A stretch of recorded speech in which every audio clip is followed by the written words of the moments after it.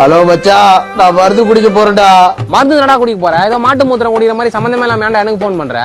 டேய், இது சாதா மருந்து இல்லடா. அப்புறம் நான் சத்து மருந்தா? நான் தான் சொன்னேன்ல நைட்டு ஃபுல்லா படம் பார்க்காதடா உடம்பு போயிடுன்னு. இப்ப பாரு சத்து மருந்து குடிக்கிற நிலைமைக்கு வந்துக்கிறேன். டேய், இது சத்து மருந்து இல்லடா. எனக்கு வாழையே பிடிக்கலடா. வாழை பிடிக்கலன்னா பைசன் பாரு மச்சான். டேய் கீதா, நான் விஷ மருந்து குடிச்சு சாவ போறேன்டா. சாவறதுக்கு முன்னாடி கட்சியா உங்ககிட்ட பேசுறது பார்த்தா பீக்கோ ரச்சினியா சாவடிக்கிறியடா. மச்சான் மச்சான் அவசரப்பட்டு எந்த முடிவு வைத்துறாத.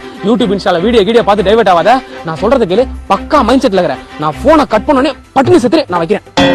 சாவ போறானா? என்னடா அசால்ட்டா பேசினுக்கிற? வாடா காப்பாத்த போலாம். அவ்வளவு சீன்லாம் இல்ல. இன்னைக்கு ஞாயிற்றுக்கிழமை தானே.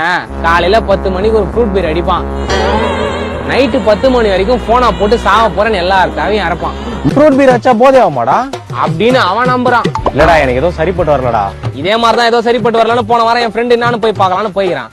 போற வழியில அவன் ஆக்சிடென்ட் ஆகி கால் ஒஞ்சி வீட்டுல பத்துக்கிறான். அவனை 4 பேர் பாத்துக்கிற மாதிரி ஆயிடுச்சு. ஆனா அவன் சாகாம சேஃப்டியா தான் கேக்குறான். கொஞ்சம் விட்டு தான் இவன் செத்துருப்பான். என்னடா சொல்ற? ஆமாடா, வருஷத்துக்கு ஒரு வாட்டி போன் பண்ணி செத்துறான்னு சொல்றான்னா நம்பலாம். அதான் சாவ போறேன்னு முடிவாயிடுச்சு.